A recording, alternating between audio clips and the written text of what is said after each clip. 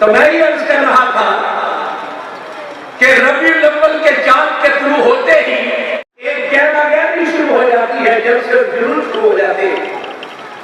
حضرات، میں دعوت بھی کر دینا چاہتا اگر 12 ربیع الاول کا دن تہوار کے طور پر ہوتا، اگر تہوار کے طور پر ہوتا، بات ذرا سمجھیے، تو پھر اس کے لیے ایک تاریخ مقرر ہوتی، ایک تاریخ کا تعین ہوتا۔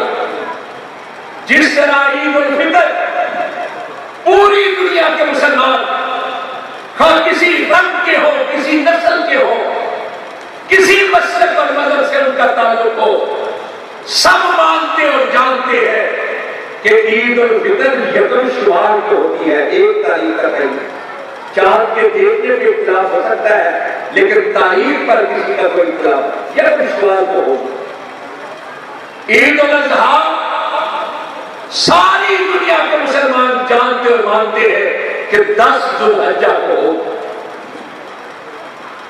یوم عرفہ سب جانتے اور مانتے ہیں کہ 9 ذی الحجہ کو ہوگا۔ لیکن حضرات، میں نے ایک طالب علم کی حیثیت سے دیکھی کتابیں، سورہ نبی صلی اللہ علیہ وسلم کی ولادت کے حوالے سے مختلف اقوال موجود ہیں۔ میں نے مولوی امین الدین نواز شاہ ملتان کی کتاب حیات طیبہ کا مطالعہ کیا، اس میں اس نے لکھا ہے آپ 5 ربیع الاول کو پیدا ہوئے۔ امام ابن قیم رحمۃ اللہ علیہ نے ذات المعاد میں لکھا ہے کہ آپ 8 ربیع الاول کو پیدا ہوئے۔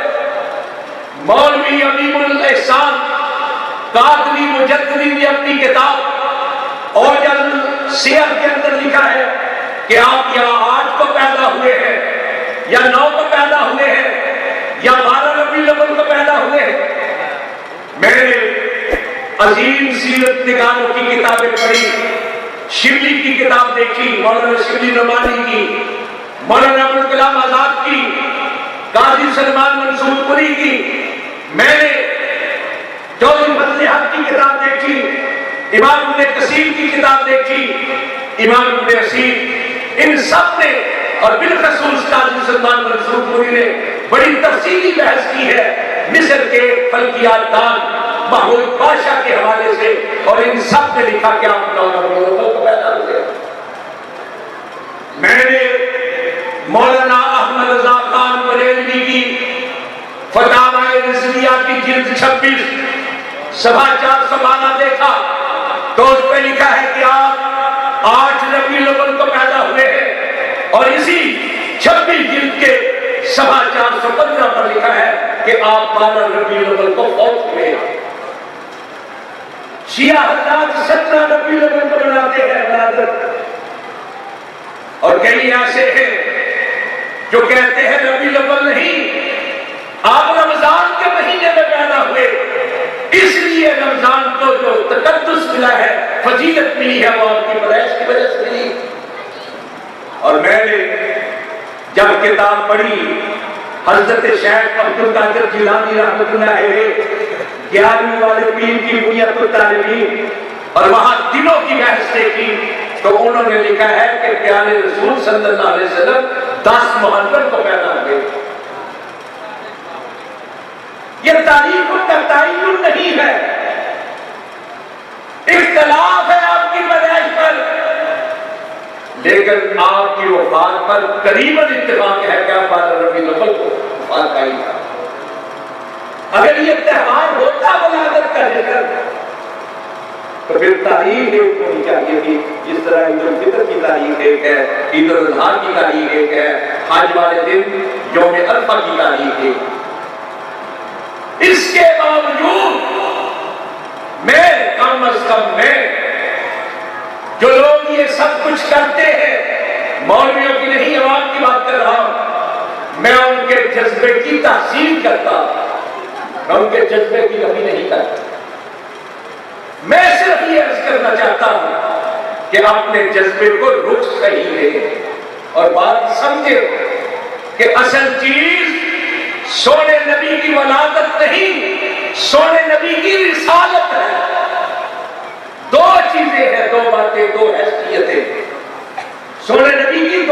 حیثیتیں ہیں. ایک ہے حیثیت محمد بن عبداللہ کی اور دوسری حیثیت ہے محمد الرسول اللہ کی صلی اللہ علیہ وسلم. آپ پیدا ہوئے حضرت جناب عبداللہ کے ہاں، لونڈی بھاگی بھاگی گئی، سب سے پہلے جا کر سردار ابو لہب کو، جو سونے نبی کا سگا چچا تھا، خوشخبری سنائی. کہا سردار ابو لہب مبارک ہو، آپ کے مرحوم بھائی کے ہاں، آپ کی بیوہ بھابھی کے ہاں لگتے جگر پیدا ہوا، نور چشم پیدا ہوا، رہتے جا پیدا ہوا. اور حضرات سردار ابو لہب نے سب سے پہلے آپ کی ولادت کا جشن مناتے ہوئے اس لونڈی کو ایک ہار گرا کے دے دیا. یہ ہے ولادت کی خوشی. لیکن جب 40 سال کے بعد سونے نبی رسالت کے منصب کے فائز ہوئے اور آپ نے کوہ صفا پہ کھڑے ہو کر کہا لوگو قولوا لا الہ الا اللہ، تو یہی ابو لہب تھا جس نے سب سے پہلے سونے نبی کی رسالت کا انکار کیا، سونے نبی کی تعلیمات کا انکار کیا، آپ کی نبوت کا انکار کیا، آپ کے احکامات کا انکار کیا. جب اس نے سونے نبی کے ساتھ بدتمیزی کی، آپ کی رسالت کا انکار کیا، تو اللہ رب العزت نے اس کی طرف اس لحاظ سے نہیں دیکھا کہ یہ وہ ہے جس نے آپ کی ولادت کی خوشی منائی تھی، دیکھا کہ یہ دیکھا کہ یہ وہ ہے جس نے میرے رسول کی رسالت کا انکار کیا. قرآن پاک میں اللہ کی طرف سے وحی نازل ہوئی، تبت یدا ابی لہب وتب، تب سے لے کر آج تک اور آج سے لے کر قیامت تک ہر قرآن پاک پڑھنے والا یہ کہے گا تبت یدا ابی لہب وتب، ابو لہب تیرا ستیاناش ہو جائے، تیرے ہاتھ ٹوٹ جائے، تیرا غرق ہو جائے کہ تو وہ ہے جس نے سونے نبی کی رسالت کا انکار کیا. دو حیثیتیں محمد بن عبداللہ کی، محمد رسول. ہمارے لیے دونوں حیثیتیں جو ہیں وہ ماننے کی ہیں، جاننے کی. لیکن میں یہ عرض کرنا چاہتا، مکے والوں کو دیکھیں، وہ آپ کو محمد بن عبداللہ کی حیثیت سے لاڈ کرتے تھے، پیار کرتے تھے، آپ پر فخر کرتے تھے. وہ یہ کہتے تھے لا یوزن رجلا، کوئی شخص سونے نبی صلی اللہ علیہ وسلم کے ساتھ محبت بھی نہیں کرتا، شرفن ولا فضلن ولا عدل. کوئی شخص شرف کے لحاظ سے، فضیلت کے لحاظ سے، زندگی کے لحاظ سے محمد صلی اللہ علیہ وسلم کے برابر نہیں پہنچا. وہ آپ کو ساتھی کہتے تھے، آپ کو امین کہتے تھے، آپ کے پاس اپنی امانتیں رکھواتے تھے، آپ سے اپنے فیصلے کرواتے تھے. کیا آپ وہ واقعہ نہیں جانتے کہ بیت اللہ کی تعمیر جب انہوں نے کی تو حجر اسود رکھنے کی باری آئی تو آپس میں جھگڑنے لگے، کوئی کہتا تھا میں رکھوں، کوئی کہتا تھا میں رکھوں. قریب تھا کہ یہ جھگڑا بڑھتا، تلواریں نکل آتی کہ ایک نے کہا ایسا کرتے ہیں جو سب سے پہلے حدود حرم میں داخل ہو اس سے فیصلہ کروا لیں گے. چنانچہ اللہ کی قدرت، اللہ کی شان کہ سونے نبی صلی اللہ علیہ وسلم کے پوچھا تو سب نے کہا رضینا محمد، رضینا صادقہ، رضینا امینا. صادق آگے، امین آگے، سونے محمد آگے صلی اللہ علیہ وسلم. سارے پیار کرتے تھے، لاڈ کرتے تھے، چاہتے تھے، عزت کرتے تھے، احترام دیتے تھے، فخر کرتے تھے. لیکن یہی مکہ والے تھے جو محمد بن عبداللہ کے اوپر تو فخر کرتے تھے، پیار بھی کرتے تھے، لیکن جب سونے نے کہا کہ میں محمد الرسول اللہ بن گیا ہوں تو یہی مکے والے تھے جنہوں نے سونے نبی کی مخالفت شروع کر دی، آپ سے دشمنی شروع کر دی. صرف مخالفت ہی نہیں کی، سونے کی جان کے دشمن ہو گئے. یہ جو بات میں کر رہا ہوں ایسا ہے یا نہیں؟ ایسا ہے یا نہیں؟ بتائیں ہے کہ نہیں؟ محمد بن عبداللہ کو مانتے تھے، محمد رسول اللہ کو نہیں مانا. اب قرآن پاک میں اللہ رب العزت نے کیا فرمایا؟ لقد من اللہ علی المؤمنین اذ بعث فیہم رسولا من انفسہم یتلو علیہم آیاتہ ویزکیہم ویعلمہم الکتاب والحکمہ. اللہ رب العزت نے کہا ہم نے مومنوں پر احسان کیا کہ ان میں سے ایک رسول مبعوث کیا ہے. یہاں اللہ رب العزت نے احسان کو بیان کیا ہے، ولادت کو نہیں کیا، رسالت کو کیا، آپ کی بعثت کو کیا. کیوں کیا ہے ایسا؟ یہ احسان بعثت کو کیوں قرار دیا ہے؟ اس لیے کہ ہمارے لیے آپ کی محبت، آپ کی عقیدت، آپ کے تن کے خاطر کا تقاضا یہ ہے کہ ہم سونے نبی کی باتوں پر عمل کریں، آپ کے احکامات کی تعمیل کریں. اگر ہم آپ کی ولادت کے پیچھے تو پورے سال کے بعد ایک دن خوب متحرک ہوں، لیکن سونے نبی کی رسالت کے احکامات کو نہ مانے تو پھر ہم میں اور مکے والوں میں فرق ہی کیا ہے؟ یہ سوال ہے. اگر ہم رسول اللہ کی رسالت کو، نبوت کو، آپ کی تعلیمات کو، آپ کے احکامات کو، آپ کی فرمودات کو نہیں مانتے تو پھر ہم میں اور مکے والوں میں کیا فرق ہے؟ محمد بن عبداللہ کو تو وہ بھی مانتے تھے، پھر ہم صرف محمد بن عبداللہ کو مانے، محمد رسول اللہ کو نہیں مانے. اور رسول کس لیے آتے؟ اس لیے نہیں آتے کہ گلیوں بازار سج جائیں، کہ سونا آیا کہ سج کے گلیاں کے بازار. رسول اس لیے آتے ہیں کہ انسانوں کو انسان بنائے، انسانوں کو مسلمان بنائے، ان کے ظاہر کو سنبھالے، ان کے باطن کو نکھارے، ان کو مسجود ملائک بنائے. وما ارسلنا من رسول الا لیطاع باذن اللہ. رسول اس لیے آتے ہیں، رسول اس لیے آئے ہیں کہ اللہ کے حکم سے ان کی اطاعت کی جائے، ان کی بات مانی جائے، ان کے احکامات مانے جائیں. اگر ہم ان کی بات نہیں مانتے، اگر ہم ان کے احکامات نہیں مانتے تو پھر دعووں سے کچھ نہیں بنے گا، دعووں سے ہمیں کچھ فائدہ نہیں ہوگا. بلکہ ایک لحاظ سے یہ سونے نبی صلی اللہ علیہ وسلم کی بے توقیری کہ نعرے پر ہم بلند کریں آج سے محبت کے، آج سے عقیدت کے، آج سے تن کے خاطر کے، اور جب بات ماننے کی باری آئے تو کسی اور کی بات مان دو. میں سماجی حوالے سے ایک عرض کرنا چاہتا ہوں، ایک گزارش کرنا چاہتا ہوں، مجھے یہ بتائیں کتنی کانفرنسیں ہوتی ہیں سیرت کے نام پر، کتنے جلسے ہوتے ہیں. ہر مسلک کے لوگ اپنی اپنی حیثیت اور شکل کے مطابق سیرت کے جلسے، محافل، مجالس، کانفرنسیں، سیمینار منعقد کرتے، انفرادی طور پر بھی، اجتماعی طور پر بھی.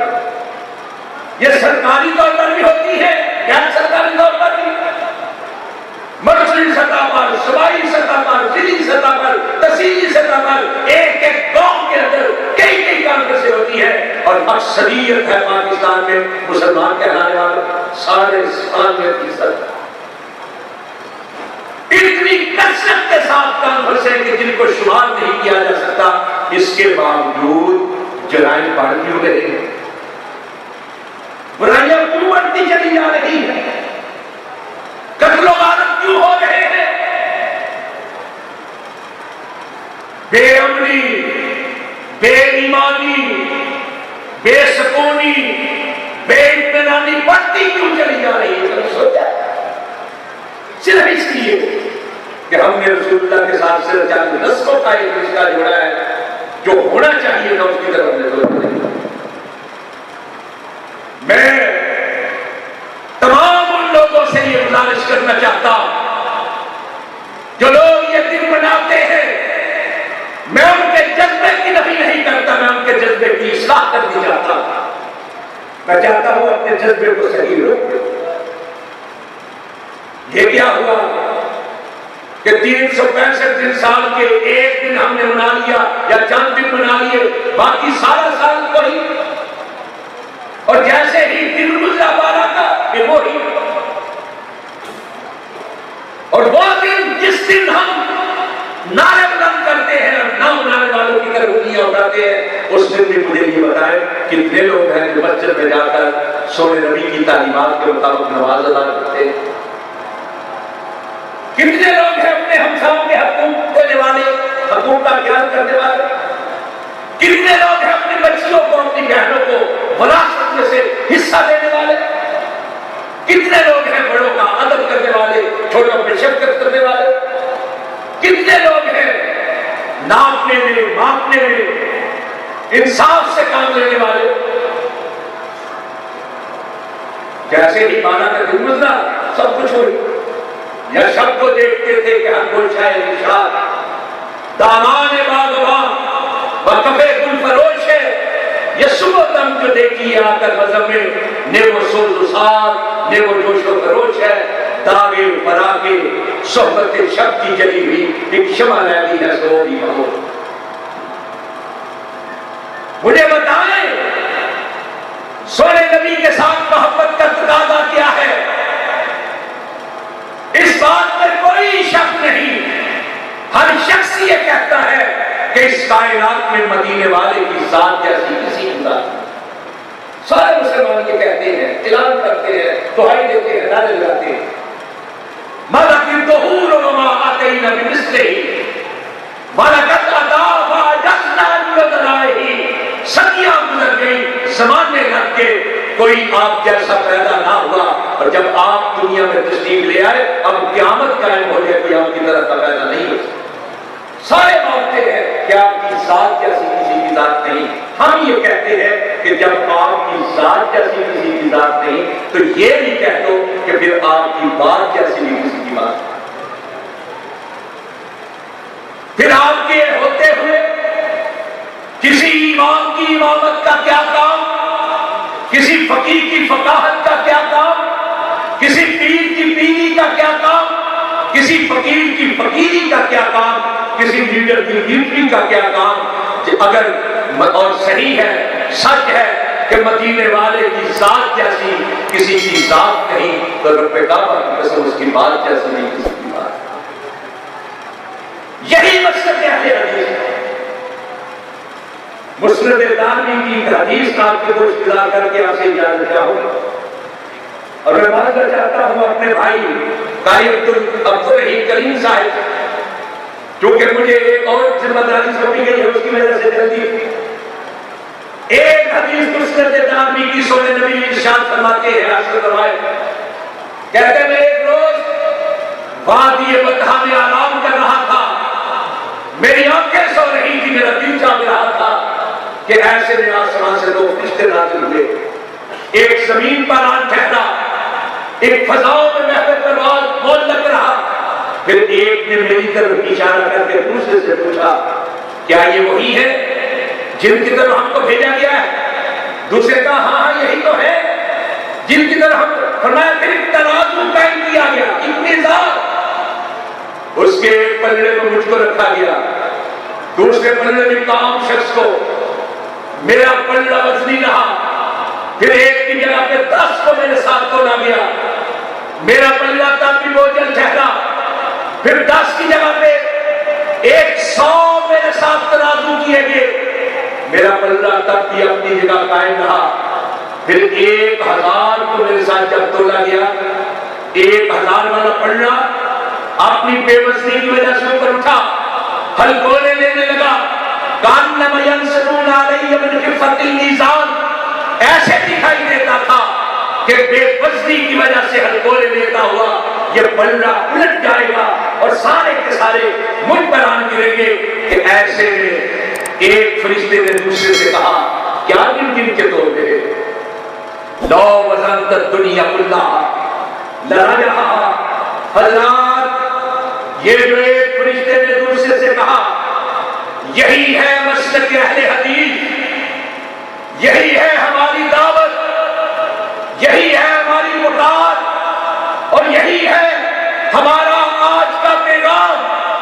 یہی ہے شان مصطفیٰ صلی اللہ علیہ وسلم جو ایک فرشتے نے دوسرے سے کہا کہا لو وزنتر دنیا کلہا کے مفکر، ساری کائنات کے مدبر، ساری کائنات کے مسلم، ساری کائنات کے ریفارمر، ساری کائنات کے امام، ساری کائنات کے فقیر، ساری کائنات کے مجتہد، ساری کائنات کے سونے منمونے، ساری کائنات کے صاحبان جمال و کمال، بڑے سے بڑے، چھوٹے سے چھوٹے، ساری کائنات والے ایک پلڑے میں ہو اور دوسرے پلڑے میں اکیلے آمنہ کے لال ہو، لو وزنت دنیا کلہا لرجعہا، ساری کائنات والے مل کر بھی اکیلے آمنہ کے لال کا مقابلہ نہیں۔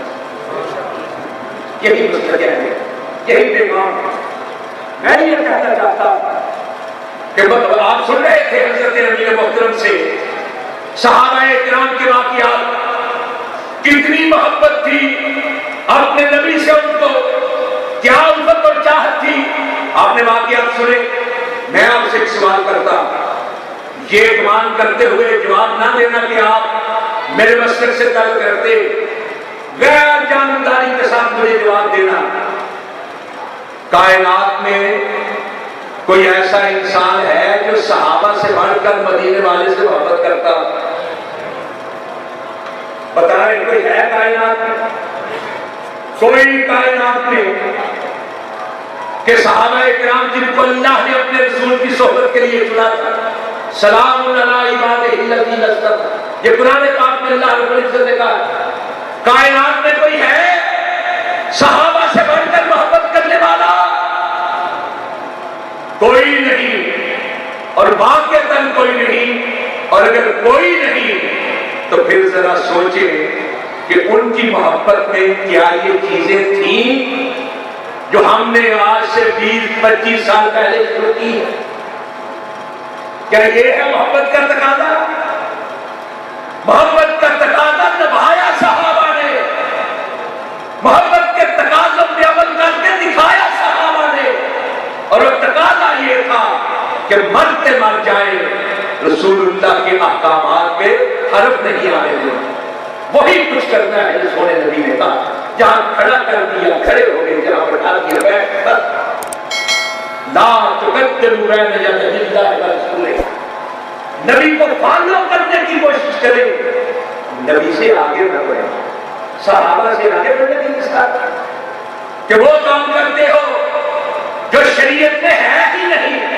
اور اگر کوئی کہتا ہے کہ بھائیو پرہیز کی تعلیم میں تو اختلاف تھا، وفات پہ تو تم بھی کہتے ہو، مولانا احمد رضا خان نے کہا، عمر اشرفی صاحب نے مقیاس حنفیت میں کہا، سارے علماء کہتے ہیں کہ 12 ربیع الاول وفات النبی ہے، اور آج سے 15-20 سال پہلے جلوس نکالتے ہوئے بھی کہتے تھے 12 وفات کا جلوس۔ ہم یہ کہتے ہیں، ہم اہل حدیث یہ کہتے ہیں کہ ہمیں یہ اچھا نہیں لگتا کہ اس روز خوشیاں منائیں جس روز سونے نبی دنیا سے رخصت ہوئے۔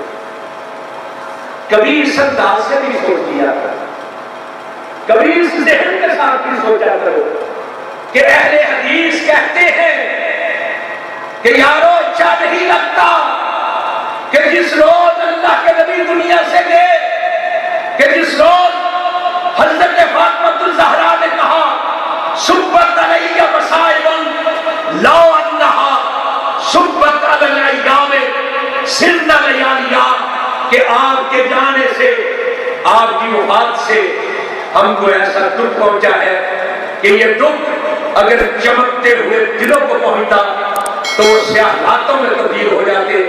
صحابہ کرام نے کہا تھا کہ اگر بوجھل پہاڑ ہمارے سینوں پر رکھ دیے جاتے تو شاید ہماری طبیعتیں اتنی بوجھل نہ ہوتی جتنی بوجھل سونے نبی کے جانے سے ہوئی ہے۔